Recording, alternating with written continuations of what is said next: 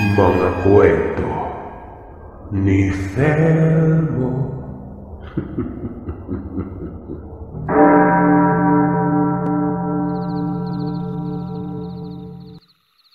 Mapagpalang araw po sa inyo, Sir Seth, at sa lahat na masugid niyong tagapakinig. Tawagin niyo na lamang po ako sa pangalang Ezekiel. Nakatira dito sa parte ng Agusan del Sur.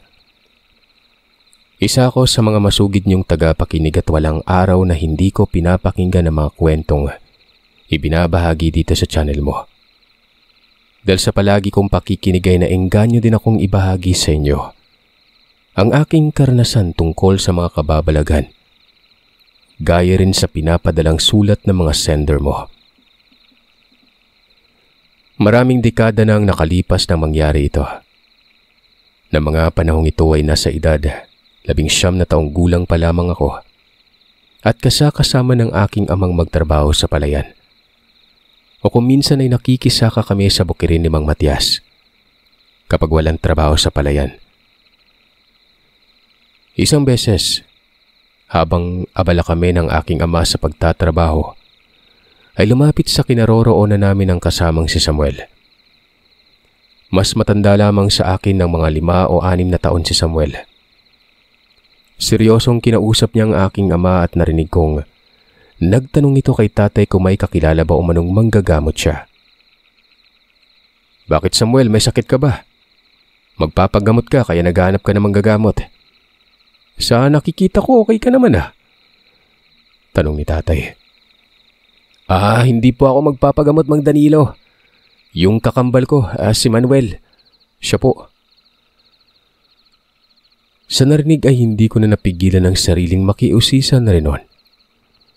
Tinanong ko si Samuel kung bakit niya ipapagamot ang kapatid at bakit sa manggagamot niya ito patitingnan imbis sa ospital. Malungkot ang mga matang sinagot ni Samuel ang tanong ko. Ayon sa kanya, ilang linggo nang may sakit ang kapatid niyang ito at may nakapagpayo nga sa kanyang dalhin sa albularyo. Ilang beses na daw kasing pinatingnan ng nanay ni Samuel sa pagamutan ng kapatid niya pero wala namang nangyari. Ni hindi umano humupa ang sakit ng kapatid kahit konti man lang. Halos maubos na umano lahat ng inipon niyang pera. Naibenta niya na rin ang mga alagang hayop pero ganoon pa rin. Wala pa rin pagbabagong nangyayari sa kalagayan ng kakambal. Kung tutuusin ay napapansin niyang para bang mas lalo lamang lumalala ang sakit nito sa tuwing dinadala sa doktor. Sandaling tiningnan ko ang aking ama't agad na nababanaag ko sa mga matang ayaw niyang ipaalam sa katrabaho naming nanggagamot siya. Magmula kasi nang mamatay ang bunso kong kapatid ay tinigilan na ng aking ama ang panggagamot. Sa palagay ko, sinisisi niya ang sarili at ang ginagawa niyang panggagamot kung bakit napabayaan ang kapatid ko. Dahilan kung bakit namatay ito sa karimari-marim na pamamaraan. Napabuntong hininga na lamang ako at hindi napigilang mapapailing sa tuwing bumabalik sa isipan ko ang mga kaganapang yon. "Hayaan mo Samuel at sasabihin ko kagad sa iyo kapag may nakita ako. Magtatanong-tanong ako sa baryo namin kung may manggagamot ba," sabi ni tatay. At muling ibinalik na nito ang pansin sa ginagawa.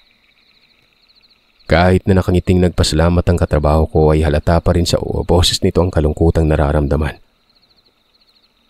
Nung bumalik na ito sa pwesto para magtrabaho, saka ko hinarap si tatay at kinausap.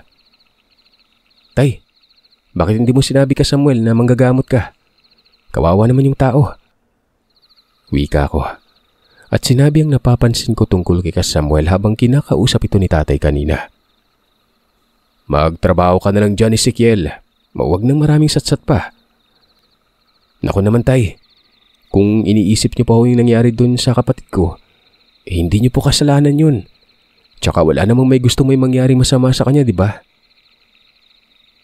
Sinabi ko rin baka oras na talaga ng kapatid ko kaya nangyari yon.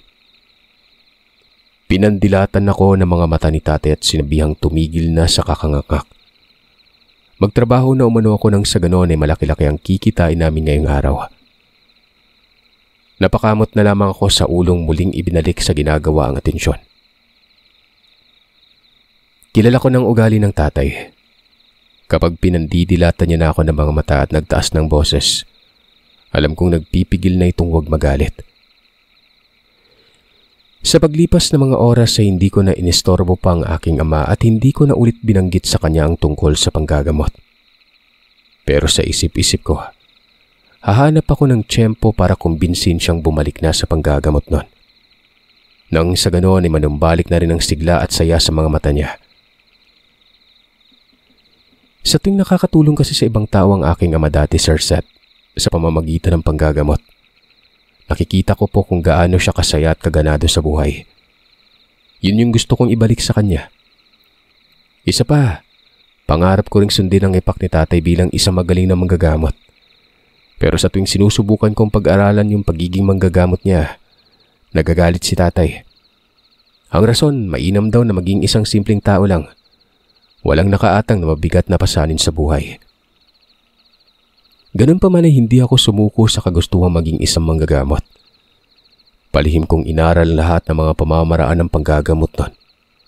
Sa tulong na rin ng kakilala kong manggagamot na si Mang Ignacio, nung hindi pa yung kinuha ng anak at umalis sa lugar namin. Pero hindi kalaunan pag alis ng manggagamot sa lugar, nalaman din ni tatay ang ginagawa kong yon. Galit na galit siya at sinabihan akong wag niya na lang malalaman na manggagamot daw ako dahil oras na mangyari yon. Malilintikan umano ako sa kanya. Hindi ko mano iniintindi ang babala ni tatay. Naisip ko kasing dala lamang ng pagdadalamhati sa kapatid ko kaya ganun na lamang ang inaasal niya. Sa kinahapunang yun habang abala ako sa pagliligpit ng mga gamit, nakita ko si Samuel. Nakatanaw lamang ito sa malayo at halata sa mukhang problemado talaga. Samuel, pauwi ka na ba? Tanong ko. Lumingon siya sa akin at marahang tumango. Tinanong ko siya kung malapit lang ba sa amin ang tinitiran niya. Oo, Excel. Malapit lang sa baryo. Malapit lang doon. Pwede ba akong sumama sa bahay niyo, Samuel? Tila nagulat naman siya at nagtanong kung bakit gusto kong pumunta. Hindi na ako nagpatumpik-tumpik pang sabihin sa kanya na nais ko lang makita ang kapatid niyang may sakit nun. Baka sakaling may maitulong ako. Marahil dala ng matinding suliranin sa buhay ay hindi na nag-usisa pa si Samuel kung bakit at kung ano naman ang maitutulong ko sa kapatid niya nun. Basta tumango lamang siya at sinabing sumunod na lamang ako sa kanya at ihahatid niya na lamang ako sa bahay namin pag-uwi nun. Umiling ako at sinabing wag niya na akong ihatid. Abala lamang ako at isa pa. Kaya ako namang umuwi mag-isa sa bahay namin . Saglit lang magpapaalam lang ako kay tatay para hindi niya ako hanapin. Ani ko pa. At kaagad nang bumalik sa pwesto ng aking ama at nagpaalam na ritong sasaglit lang ako sa bahay ni Samuel. Mas magandang huwag ka nang mangialam sa problema ng iba, anak. Hayaan mong sila mismong lulutas sa mga problemang kinakaharap nila. Tugon niya. Pero kasi tay, hindi ko na natapos pang sasabihin gawa ng agaran siyang sumabat at tumingin sa akin saglit. Hanggat maaari umano ay huwag kong pasukin ang problema ng iba. Huwag akong makialam dahil oras na kami naman ang problema ay wala din naman ng ibang taong makakatulong kundi kaming magpamilya lang. Alam ko yung pinupunto niya. Nakumpirma ko ngang hindi niya pa talaga nakakalimutan ang nangyayari sa kapatid ko. Alam niyo ba kung bakit gano'n na lamang yung panlulumo ni tatay? Yun ay dahil sa karumal-dumal ang sinapit ng bunsong kapatid ko bago ito nalagutan ng hininga. Bali, isisingit ko lang dito sa kwento kung anong nangyari, Sir Seth, at kung bakit ganito ang epekto kay tatay. 3 taon pa lamang ako nang namatay ang aking ina. Dahil sa komplikasyon nung ipinanganak niya ang kapatid kong si Josefa. Dahil doon ay mas nagdoble kayod pa si tatay para lang maibigay niya ang pangangailangan naming magkapatid. Habang lumilipas sa mga taon ay mas naging malapit kay tatay si Josefa. Malambing at masayahing bata ang kapatid ko. At dahil din kay Josefa kung kaya't napawi ang pangungulila ng aking ama sa aking ina. Palagi kasing pinapatawa ni Josefa ang aming ama sa tuwing nakakaramdam ito ng lungkot o kaya naman napapagod si tatay. Pero isang pangyayari ang nagpabliktad ng sitwasyon. Nasa edad 8 taong gulang ng kapatid ko nang pagsamantala nito ng lasinggerong kapitbahay sa dating baryong tinitirahan namin. Nangyari ang kaganapang ito habang walang kamalay-malay ang aking amang abala sa panggagamot sa balkonahe ng bahay. Ang akala niya ay nasa loob lamang ng bahay ang kapatid ko. Ako naman ng mga panahong ito ay nasa eskwelahan at hapon na ako umuwi sa bahay. Pasado 11:00 noong humahangos na lumapit sa aking ama ang kapitbahay naming si Aling Bebang. Ibinalita sa kanya ang masamang nangyari sa kapatid ko. Nang malaman ito ni tatay ay halos liparin niya na ang daan makarating lang sa pinangyarihan. Noon ngang pag-uwi ko kinahaponan ay nadatnan ko siya na naghuhurumintado. Nagsusumigaw na papatay niya umano ang lasinggero naming kapitbahay. Pinipigilan naman siya ng mga kapitbahay namin at pilit na pinapakalma. Nang tingnan ko yung bangkay ni Josefa, basag yung mukha niya. Para bang binagsakan ng malaking bato. Dahilan para malagutan ng hininga ang kapatid ko. Hindi ko kayang pagmasdan ng matagal ang nakakaawang bangkay na yon. Kung kaya't lumabas ako ng bahay at nilapitan si tatay. Pero alam niya ba kung ano mas malala? Yun lang naman noong malaman naming may nakakita pala sa nangyari, na isa sa mga taong natulungan ni tatay na gamutin nung minsang magkasakit yun ng malala at nasa bingit na ng kamantayan ng buhay. Wala man lang itong ginawa para mapigilan ang karimari-marim na nangyari sa kapatid ko noon. Natakot daw siya dahil may hawak na patalim ang lalaking humalay sa kapatid ko at pinagbantaan itong papatayin oras na mangialam at magsumbong. Dahil doon, tuluyan nang nawalan ng ganang manggamot si tatay. Palagi na itong nagmumukmuk at hindi na siya tumatanggap ng mga taong gustong magpagamot sa kanya. Ayon sa kanya, hindi lahat ng taong tinulungan niya, tutulungan ka pabalik. Kung kaya't walang saysay kung ipagpapatuloy niya pa ang panggagamot at tumulong sa mga taong may sakit na hindi kayang lunasan ng mga doktor. Balik tayo sa kwento. Sa may naong boses ay sinabihan ko si tatay na kung ayaw niyang tulungan si Samuel, ako na lang ang tutulong. May alam na rin naman ako kahit papano sa panggagamot. Isa pa, kung hindi ko kakayanin, hindi ko gagamutin. Ganun lang. Sandali akong tinitigan ni tatay at sinabihang bahala na umano ako sa kung ano man ang gusto kong gawin. Huwag po kayo mag-alala tay. Uuwi din naman ako kaagad sa bahay. Titingnan ko lang yung kapatid ni Samuel at aalis na rin naman ako kaagad sa kanila. Akmang aalis na sana ako nang marinig kong magsalita si tatay. Kung aabutin ka na ng dilim sa bahay ni Samuel, bukas ka na lang umuwi at delikado na sa daan. Mahirap na baka mapano ka pa. Tumango ako at sinabihan siyang wag na akong alalahanin pa. Sandali, dalhin mo itong punyal para naman kahit papano may gagamitin ka bilang proteksyon. Kung sakaling may hindi kaaya-ayang bangyari doon. Wika pa nito sa akin sabay abot sa hawak niya. Punyal na sinlaki lang ng isang dangkal. Si tatay talaga. Kailangan ko ba talagang dalhin to? Aba oo. Kunin mo na at ito'y makakaalis na kay Samuel. Kakamot-kamot at takmang tatanggihan ko na sanang inaabot nito. Ano na lang sasabihin ni Samuel oras na malaman niyang may dala akong patalim, di ba? Kaso, pinipilit talaga ni tatay na kunin yun eh. Ilang beses ko bang sasabihin sa'yong huwag kang magpakampante ha? Hindi natin alam kung anong pwedeng mangyari sa pupuntahan kaya dapat lagi kang may dalang panangga. Isa pa, magiging panatag lang ako kapag dala mo ito. Kiit pa niya. Bumuntong hininga na lamang ako. Kinuha na nga ang punyal at isiniksik sa tagiliran. Matapos naming mag-usap ay kaagad ko nang nilapitan ng katrabaho at agad na kaming umalis nun. Sa pagpapatuloy naming maglakad ay ikinuwento sa akin ni Samuel kung ano ang nangyari sa kakambal niya at ang tungkol sa pagkakasakit nito. Ayon nga sa kanya, simula nang sumama sa barkada at nakipag-inuman ng pasaway niyang kapatid, hindi na ito lumalabas pa ng kwarto nung makauwi na. Palagi na lamang nagmumukmuk sa silid nito. Niang masikatan ng araw ay ayaw na ayaw niya. Kung kaya't nagtataka siya. Dahil dati-rati naman ay hindi na nga halos matigil-tigil sa bahay ang kakambal niyang yun eh. Maliban kasi sa pagiging pasaway ni Manuel. Napakalayas pa umano. Kahit na anong pigil ang gawin ng nanay nila, huwag lang itong umalis palagi ng bahay. Gumagawa ito ng paraan para makalabas at makasama ang barkadang wala namang ibang alam kundi ang maglakwat siya at magpakalango sa alak. Kung saan saang lugar dumadayo ang barkada ng kapatid niya. Dagdag pang saad ni Samuel, maliban umano sa ayaw lumabas ng kwarto ni Manuel, ay nagtataka din siya sa pagpapalik-balik ng karamdaman nito. Tuwing araw ay nilalagnat. Nangihina ang katawan at halos ayaw kumain. Palagi din itong nirereklamo ni Manuel ang pangangalay at pananakit ng katawan.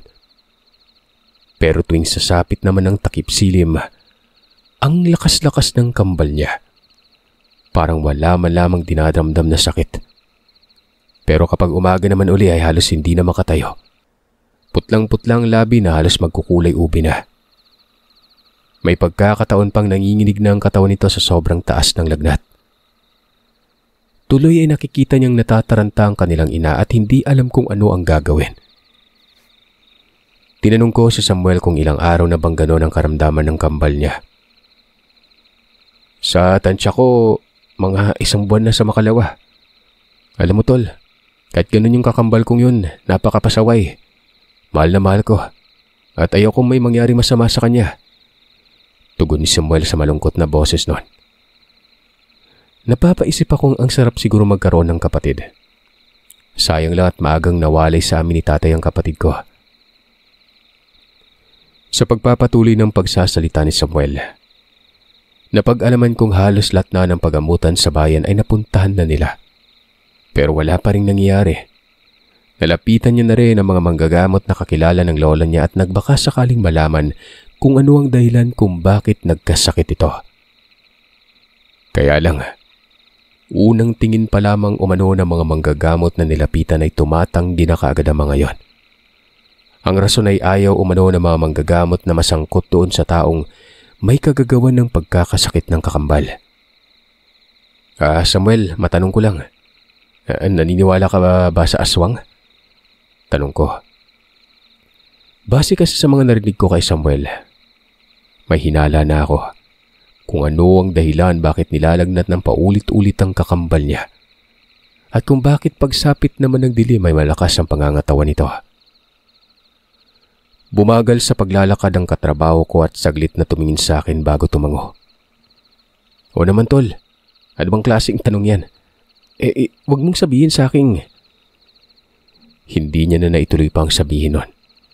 Agaran na akong sumabat at nagwikang saka ko na sasabihin sa kanya kung ano ang hinala ko. Teka lang, bakit parang pakiramdam ko may alam ka sa panggagamot? May lahi ba kayo manggagamot tol? Sinabi ko na lamang sa kanyang may alam ako sa panggagamot pero hindi ako eksperto gaya ng mga albularyo. Kung sakali man na makita ko ang kakambal niya at may maitutulong ako, ay tutulong ako sa abot na makakaya. Sandaling umaliwala sa mukha ni Samuel at nagpasalamat. Pero noong maramdaman ko ang malakas na pagbuntong hininga niya, hindi na ako muling nagsalita pa. Sa paglipas ng ilang minutong lakaran ay napansin kong liblib na ang lugar na pinapasukan namin. Halos napapalibutan na ito ng mga naglalakihang puno at mayayabong na talahiban. May mga kabayan din naman sa gilid ng daanan pero magkalayo ang agwat noon. Maya-maya ay nakaramdam ako ng kakaiba sa paligid. Bumilis ang pagkabog ng dibdib ko at sa pakiwari ko. Parang may nakatingin sa aming dalawa ni Samuel mula sa kung saan. Nang tingnan ko naman siya ay tahimik at seryoso lamang itong naglalakad. Mukhang hindi niya ata nararamdaman ang kakaibang nararamdaman ko. Pasimple akong nagpalinga-linga para hanapin kung sakali mang tama ang hinala ko na may nakamasid nun. Pero dumating na lamang kami sa bakuran ng bahay nila. Wala akong nakitang kahit na sino ang nakatingin sa gawin namin. Sa bungad pa lamang ng bakuran ay namataan ko na ang marka ng aswang na malapit sa pintuan ng bahay. Kumunot ang noo ko at saglit na nilingon si Samuel. Nagtataka naman ito kung bakit nakakunot ang noo kong tinitingnan siya. Muli ay binanggit ko sa kanya ang tungkol sa aswang. Sa tingin ko may aswang sa lugar. Seryoso itong tumitig tapos ay nagtanong kung paano ko nalaman na meron. Hindi na ako nag-atubili pang sabihin sa kanyang nakita ko ang markang nilagay nito malapit sa pintuan ng bahay nila. Mukhang gabi-gabi kayong dinadalaw ng aswang dito sa bahay niyo. Sumagot ito at nagwikang tama daw ako ng sinabi.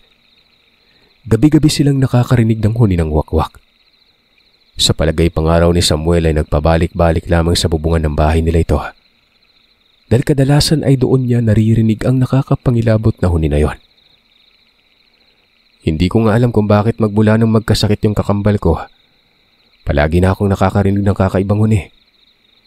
Tsaka ilang beses na rin ako may nakikitang pusang itim sa labas ng bahay pagsapit ng dilim. Dati-rati naman wala yun eh. Aniya. Magsasalita na sana ako pero agarang naagaw ang pansin ko sa lalaking kakalabas ng pintuan na hindi nalalayo ang edad nito sa katrabaho ko. Saglit na kinausap ni Samuel ang lalaki kaya't napag-alaman kong Emilio ito ang pangalan niya. Habang nag-uusap ang dalawa ay tiningnan ko ng diretso sa mga mata si Emilio. Pero noong mapansin ng lalaki na nakatingin ako sa kanya, nag-iwas ito ng tingin. Tapos ay nagmamadali ng magpaalam kay Samuel. Parang natataranta pa ito. Kung kaya't sa hindi sinasadya ay nasagi niya ang braso ko noon. Agarang humingi ng tawad ang lalaki at walang lingon-lingong naglakad palayo. Hindi ko mapigilan ang sariling sundan ng tingin ng lalaki at napakunot ng noo. May kakaiba sa kanya. Hindi ko lang matukoy kung ano. Ayos ka lang ba, tol? May problema ka ba? Untag na tanong ni Samuel sa akin noon. Nagulat pa ako nang tinapik niya ako. Kagad na binaling ko sa kanya ang tingin at tumiling. Hindi ko naman kasi pwedeng sabihin sa kanya ang tungkol sa kakaibang napansin ko sa barkada ng kapatid niya. Hinayaan na ako ni Samuel na pumasok sa loob ng bahay nila para makita ko na ang kapatid niya noon. Saktong pagpasok pa lamang namin sa pintuan, nabungaran namin yung kakambal niya. Nakatali sa upuan at nanlilisik ang mga matang nag-aangil. Mabuti naman at dumating ka na, Samuel. Abay, nag-uumpisa na namang magwala itong kakambal mo. Mabuti na lang at napigilan kaya yan. Itinali na lamang ng bunso niyo para mapigilan yung pagwawala. Gustong lumabas ng bahay. Bungad ng lola niya. Nag-aalala namang nilapitan ni Samuel ang kakambal na nakatali. Sinabihan niya pa itong huwag matigas ang ulo. Kung ano man ang nararamdaman umano ay pigilan nito nang sa ganon. Hindi siya makasakit ng ibang tao. Lalong-lalo na yung mga magulang nila at ang lola. Maghintay-hintay ka lang, tol. Kapag nakahanap na ako ng magaling na manggagamot, gagaling ka rin. Hindi umimik ang kambal ni Samuel. Tumitig ito na masama sa kanya. Kung hindi lang sana matigas yung ulo mo at hindi ka layas hindi mangyari sa ito. Halata sa boses ni Samuel ang pagtitimping huwag magalit. Matapos akong ipakilala ni Samuel sa ina niya at lola ay nilapitan ko na si Manuel para alamin kung anong nararamdaman ito. Matapos ko itong suriin, kumpirmado. Nayanggaw ang kapatid ng katrabaho ko. Sinabi ko kay Samuel kung ano ang nalaman ko sa kapatid niya. Sinabi ko rin kaya nagkukumahog na makalabas ang kapatid niya kapag magtatakip silim na. Yun ay dahil sa gustong-gusto nitong makatikim ng hilaw na karne sa preskong dugo. May nag-uudyok sa kapatid niyang nilalang para gawin ng mga bagay na sinabi ko. Teka, sigurado ka ba sa sinasabi mo? Gulat na tanong ni Samuel. Oo, Samuel. Siguradong-sigurado ako. Tugon ko. At tinanong siya kung nakakain na ba ng hilaw na karne ang kapatid niya. Sunod-sunod na umiling ito at nagwikang, simula noong kakaiba na nga ang kinikilos ng kapatid niya na sa tuwing nagdidilim ay gustong lumabas ng bahay. Bantay sarado na umano ang ginagawa nila. Nakiusap ito na tulungan ko daw ang kapatid niya dahil natatakot siyang baka hindi ito kayanin ng kanyang inang kung may mangyaring masama dito. Kamamatay lamang umano ng tatay niya 5 buwan na makalipas. Tapos ngayon naman ay dinapuan ng kakaibang sakit ang kapatid niya. Natatakot siya para sa kanyang ina. Kung isa na naman sa pamilya nila ang mawala kung sakali man. Patuloy na sinisisi ni Samuel ang kakambal sa pagiging pasaway nito. Kaya dumanas ito ng hindi kaaya-ayang pangyayari. Nangyari na yung nangyari o huwag na magsisiyan pa. Hayaan mo tol, sisikapin kong matulungan magamot ang kapatid mo ha. Hindi na nga ako nagsayang ng oras. Agad ko nang inumpisang lapatan ng paunang lunas ang kapatid ni Samuel. Sobra-sobra naman ang pasasalamat ni Samuel dahil hindi daw ako nag-alinlangan na tulungan siya kahit na hindi ko pa siya gaanong kilala. Sa paglipas ng mga oras ay nahirapan akong gamutin at ilabas ang nilalang sa sikmura ni Manuel. Tagaktak na ang pawis ko sa noo at hapong-hapo na ako pero hindi ko talaga nagawang maipasuka kay Manuel ang nilalang na nasa sikmura niya. Langya naman tol, mukhang hindi isang pipitsuging aswang yung umanggaw dito ah. Nahihirapan ako. Ganun ba? Anong pwede nating gawin? Sabihin mo lang sa akin at baka may itutulong ako. Turan niya. Sinabi ko sa kanyang maghintay lamang siya sa utos ko. Sa ngayon ay sisipapin ko munang mailabas ng kakambal niya ang nilalang na tinanim ng aswang.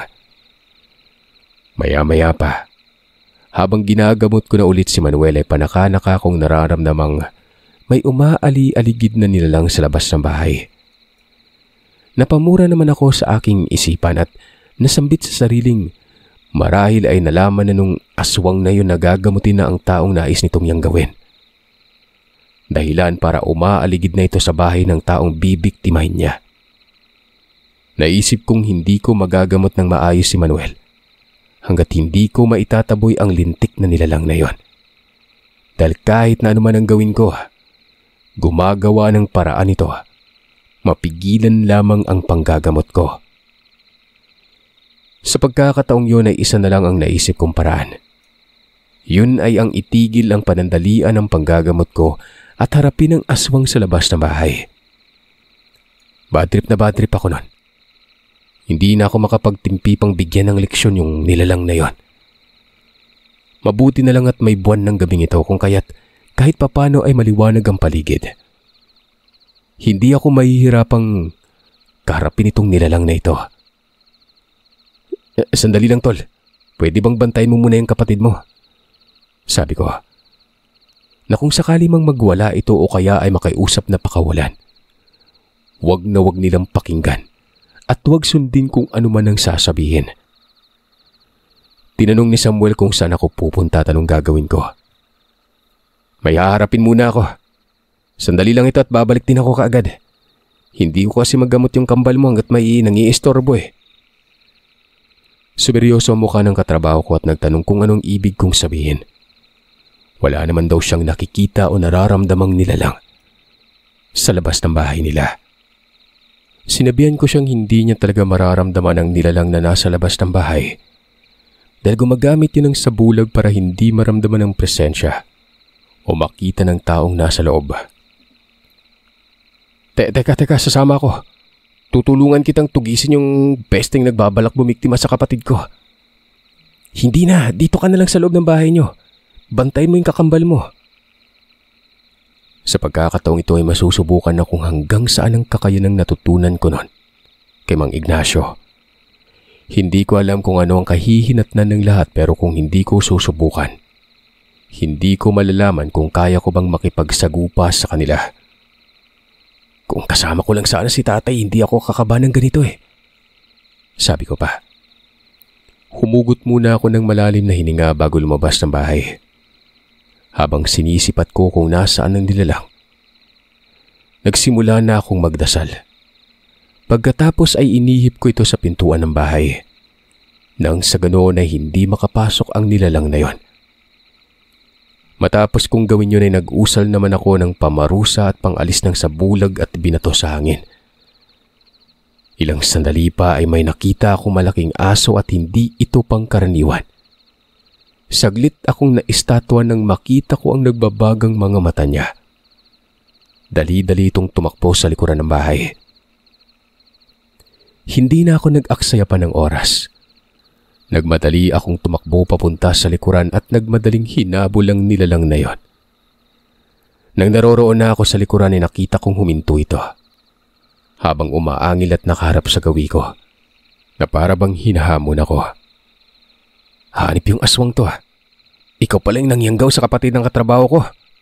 Makikita mo ngayon. Hindi ko hayaang makakaalis ka pa ng buhay dito sa teritoryo ng katrabaho ko. Umangil ito at walang humpay ang pagtulo ng mga laway. Kaya't nanggigigil akong sinugod ito at mabilis nang inilabas ang punyal. Pagkatapos ay akmang sasaksakin ko na sana ito pero mabilis niya akong sinunggaban at walang habas na pinagkakakalmot ng mahaba nitong kuko. Kagad ko itong iniwasan nang sa ganoon na hindi ako mapuruhan. Ilang sandali pang nakalipas ay nagpandumog na kaming dalawa. Nagpagulong-gulong sa lupa. Hanggang sa nahawakan na ng nilalang ang leeg ko at mariing sinakal. Nagpupumilit naman akong lumaban kahit na halos maputulan na ako ng litid sa leeg. Nang walang ano-ano ay bigla na lamang may sumipas sa nilalang kaya't mabilis itong tumilapon. Napahawak pa ako sa leeg at nakailang beses na umubo ng "Ayos ka lang ba, anak?" Boses ni tatay ang narinig ko. Kaya't agaran akong napatingin sa taong sumipas sa nilalang na sumagupa sa akin. Pakiramdam ko si tatay ang taong yon. At hindi nga ako nagkamali. Galit na galit si tatay na nakatayo sa paanan ko. "Sabi ko naman kasi sa'yo, hindi ka nakinig sa akin eh." Aniya at agad na tinulungan akong makatayo. Pagkatapos ay kinuha niya sa akin ang punyal at siya na umano ang tatapos sa nilalang. Dahil hindi ko pa daw kayang makipagsagupaan. Baguhan pa lamang umano ako at hindi niya pa naituro sa akin kung paanong makipagharap dito. Napaigi ka pa ako nang ibigay kay tatay ang punyal.